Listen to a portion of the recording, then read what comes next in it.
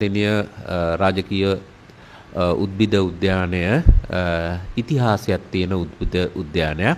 ඒක 14 වෙනි සියවසේදී තුන්වෙනි වික්‍රමබාහු රජතුමාගේ රාජකීය උද්‍යානය ලෙස වාර්තාවල තියෙනවා. මේක පාවිච්චි කරලා තියෙනවා. ඊට පස්සේ මහනුවර රාජධානිය තුල කීර්තිශ්‍රී රාජසිංහ රජුරුවන්ගෙත් රජතුමන්ගෙත් මේක රාජකීය උද්භිද උද්‍යානය බවට පත් වෙලා තියෙනවා. එහි ගමන් සක්මන් කරන්න ඔහු ඒ උද්භිද උද්‍යානය භාවිතා කරලා තියෙනවා.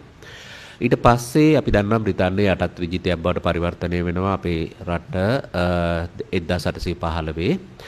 ඊට පස්සේ 1821 දී මේ උද්භිද උද්‍යානය සහිත භූමිය විශේෂයෙන්ම ලංකාවේ ආර්ථික භෝග වගා කරන මධ්‍යස්ථානයක් බවට පරිවර්තනය වෙනවා.